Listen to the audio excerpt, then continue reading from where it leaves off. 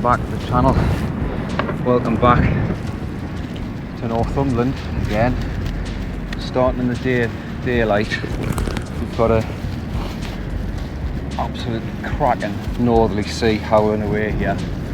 Very small tide, only 1.9 on the tide scale. So the mark I've chosen today is just, it's amongst a series of gullies along here. And it usually on a big tide would empty out, but on this small tide it still holds a lot of water, and the sea's just howling in at the top end of it and then just gradually easing off in here. So I'm literally going to plop it in probably 20 yards, 25 yards, and just hope that this incoming tide, I've probably left this a little bit late to be perfectly honest. It's just after 3, low water was probably about 1:15, so I'm in a little bit of a rush. But I'm just going to plop it in and hope that this incoming tide pushes a couple of fish in with it. So I've got 2 rigs out ready. I'm just going to double pat, as they say in the match scene. I'm going to get these both baited up. Bait, what I'm going for to start off these rock edge areas first, I'm going with my crab based bait. So I've got half a frozen peeler which I'm just binding on. I'm not going absolutely massive, because if there's fish in there, it's a very narrow gully. They should smell it, so I'm not going to go absolutely over the top with bait. So I've got half a frozen crab. I'm just getting that in position like that. Nice bit of cart wing. Just binding that against it like so. Hook is just the usual Mustard Viking 4-0. I said before, the reason I use these, they're plenty strong enough to bring a fish in. But if you're using strong braid, I'm using 55 pound with a leader. They will have a little bit of give, so you can bend them out and kind of recover your rigs. Not all the time, but it just gives you that little bit of extra potential to get your rig back. I don't use a pennel. All I do, bit of power gum, stop knot. I just push that down, and that keeps the bait in place. I'm not power casting here anyway, so that's not going to go anywhere. Usual rod and reel. HST Evo Aerotechnium. The rig, nothing remotely complicated about this. It's just a straight through, that's just one piece of mono pulley, and all I do for the actual pulley system is just a bead and a crimp, and that means I've got a good thick 80 pound hook length if there's any chafing on the rocks or anything like that. I do use a rotten bottom, which I'll show you. That's just basically an imp little rotter. That's just the length of amnesia. That's 50 pounds. So I've put 2 overhand knots in it because that'll weaken it and it'll give us a chance. I like to just push my knot to the side of the sinker as well, so then when it sits on that clip, it just sits nicely like that. Imp, just to keep it all in position. Clip it up and away we'll go. Look at that, the sun's even come out to shine on it. Right, I've got to be careful here because this tide is racing in, so I'm having to do everything at lightning speed.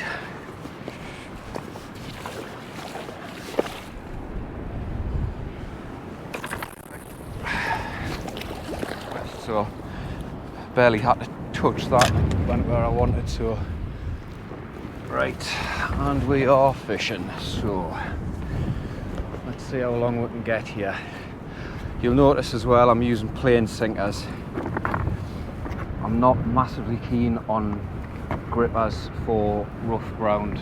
I find plain sinker easier to pull through kelp.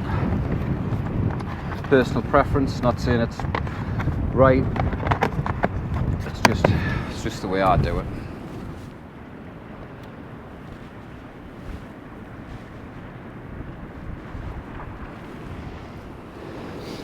Hopefully you can see this. This is the entrance to the gully, and it's probably no more than, I don't know, 40, possibly 50 yards. And there's another, you can see where all that white water is. There's another skier that comes out which is visible on a big tide. And there's just this deeper hole in here. And this is just really, really thick, heavy kelp. Good holding ground, plenty of food. So I'm hoping the fish are just gonna start swimming down and having a look in here.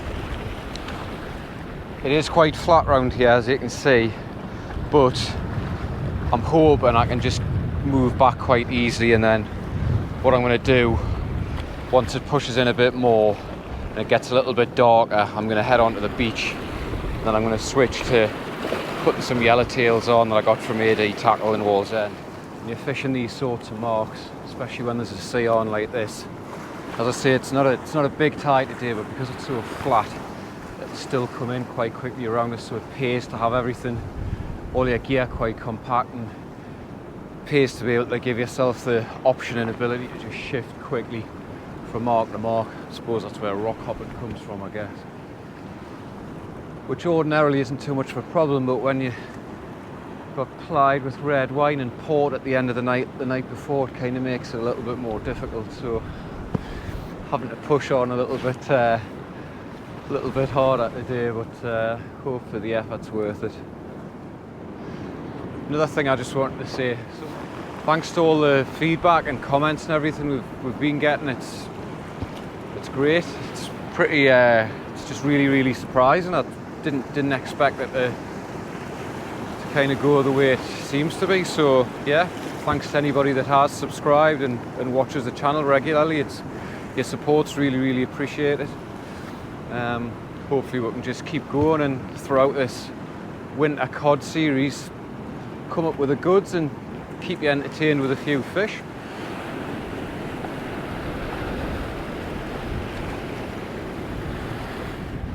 First bait's been in probably 20 minutes. I'm going to give it another 5, and then I'm going to get a fresh one out. Because this gully's so small and there's another bloke fishing next to us who hasn't caught anything, if I don't get anything within, say, 3-4 casts, I'm probably just going to shift, because I think when you're fishing in such a narrow gully and you've got 2 people fishing, if there's fish there, unless they're already stuffed on natural food, which may well be the case given the sea we've got, but you'd like to think that they're that you'd pull something out if it is there. So we'll keep going, see what the next hour or so brings, and then I might just go and get myself positioned on the beach, wait for the tide to flood, and wait for it to get a bit darker, because I do think darkness will produce some fish around here tonight.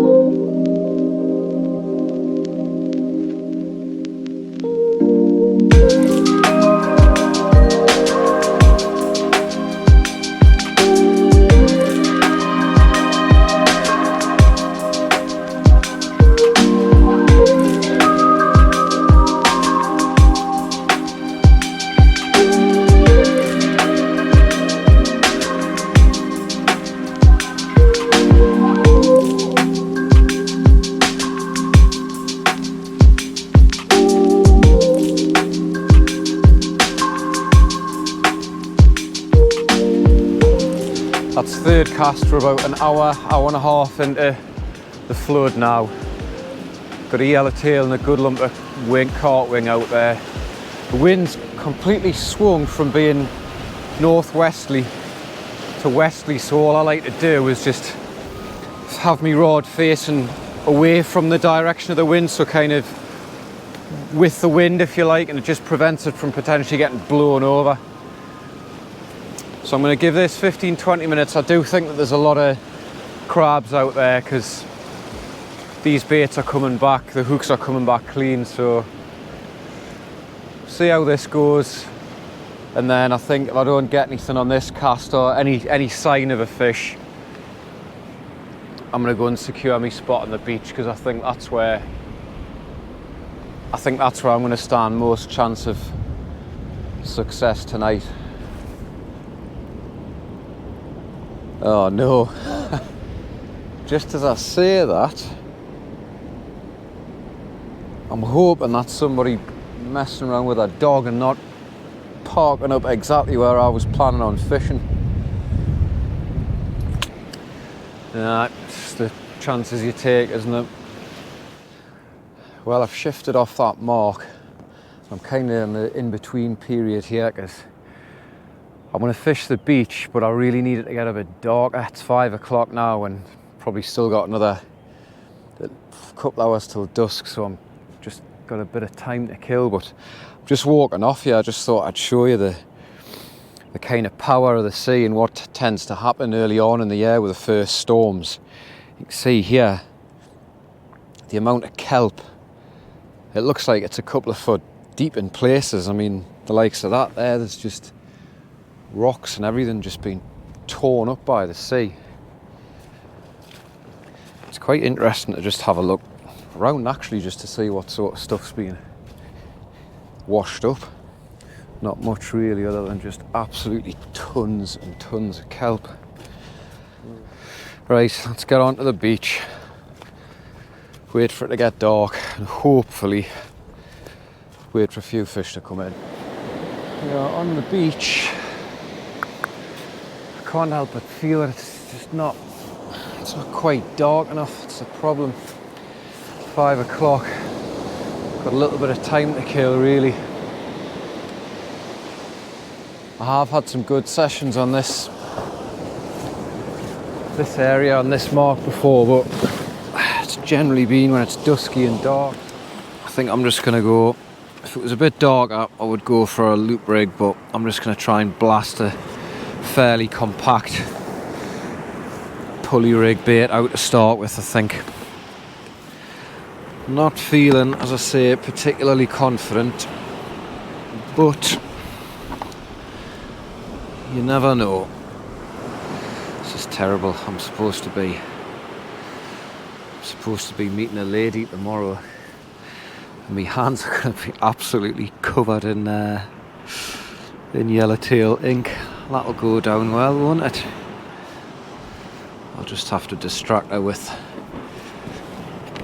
stories of catching massive fish. I'm sure that'll interest her. Right, there's a fair bit of weed line about here, but I'm hoping there's not too much out there, but we'll just have to see.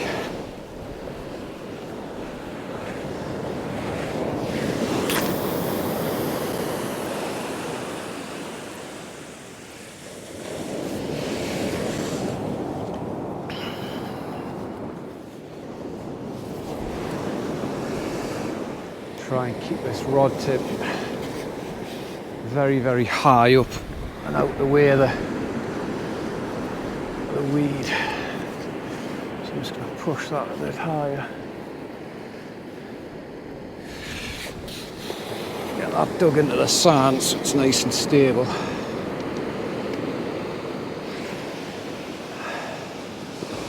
I think I'm just going to, whoops, sit and kick back for an hour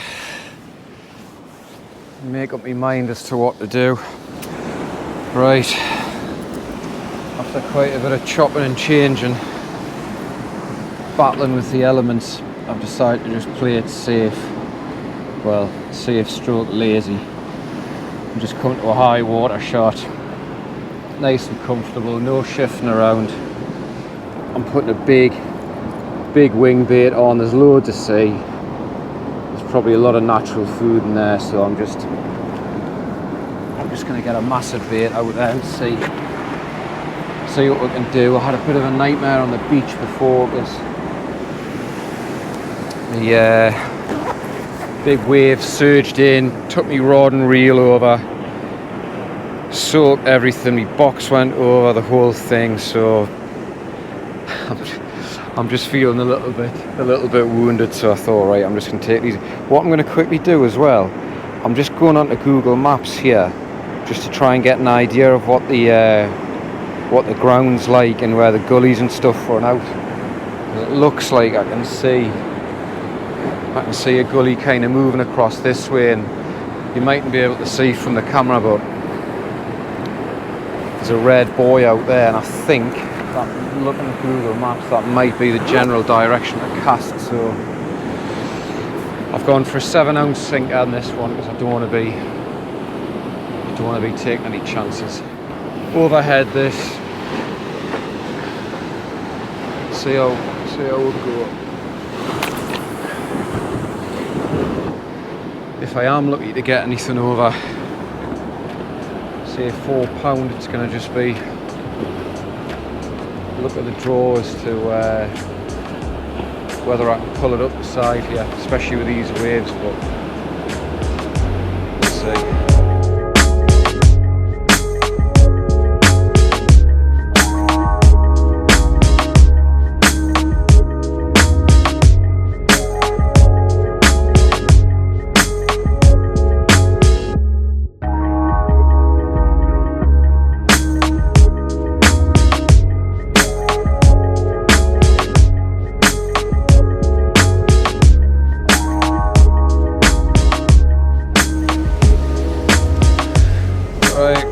This one's been out probably about half an hour. It's just starting to get properly dusky now. Well, I've got the option to stay here. I've 2 casts here with pretty big baits. Had nothing. I think I finally had a proper bite. Definitely got a knock there. Come on. Oh, don't say I've missed it. Don't say I've missed it. Damn. Actually, I do have a bit of weight on here. Not loads, but there is some weight on. It's going to take me time. I don't want to lose it in the surf.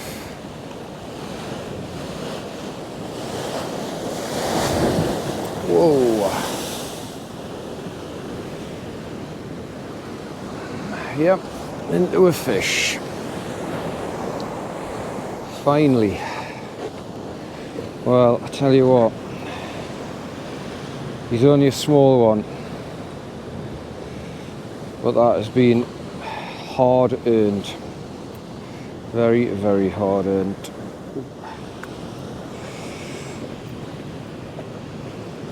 Small little codling, he can go back.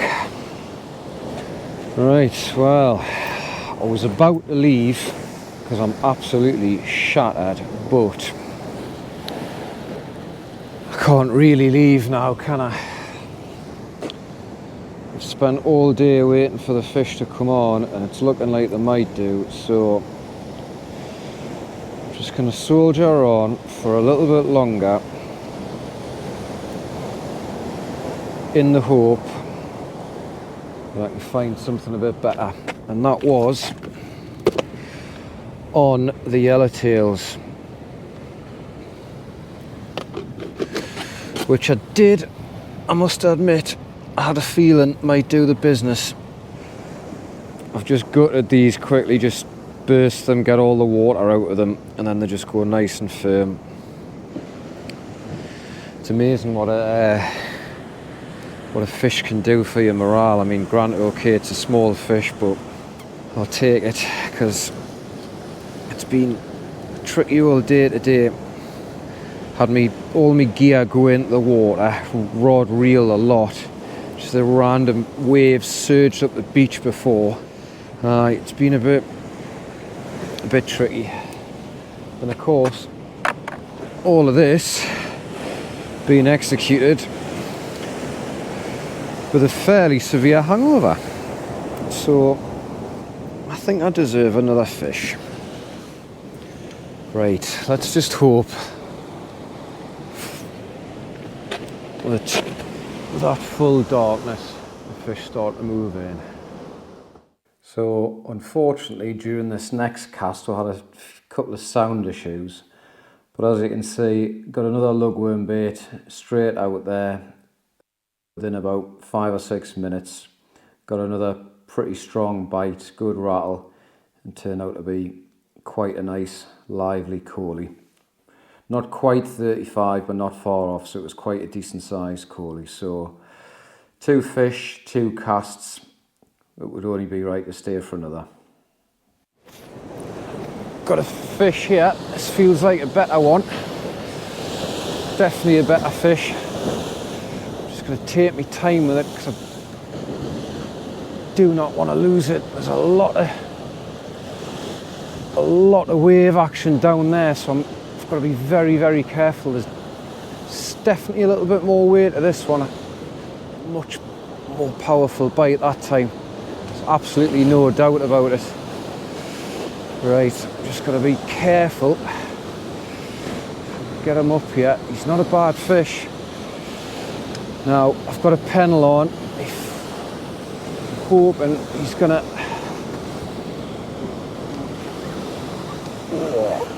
Yep, that's definitely a better one. Oops. Oh. Nice. Much better fish.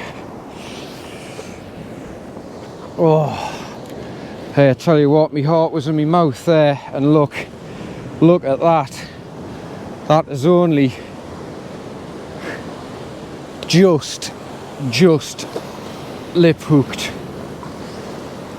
Straight out. Now that is my best cod of the year by a long stretch.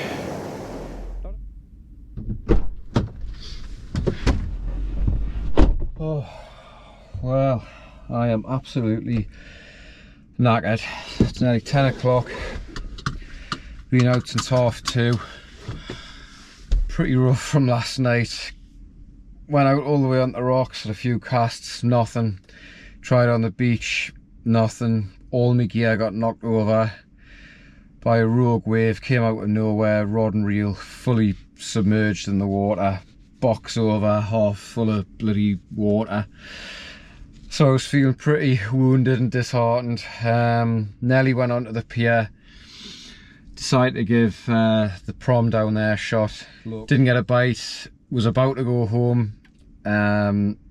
Darkness fell, and once I got proper dark I got 3 fish and 3 casts, so that was good. Small codling, reasonable coley, and a better codling, certainly my best of the season so far, so happy with that. Turned out to be not a bad session in the end, and continue the start of the winter cod series. So hope you've enjoyed it. Thanks for watching, liking, subscribing, commenting. Really appreciate it. If you haven't subscribed and you like what you see, please do hit the notification bell. There's plenty more coming. So till the next time, tight lines, keep fishing, stay safe. We'll see you on the next one.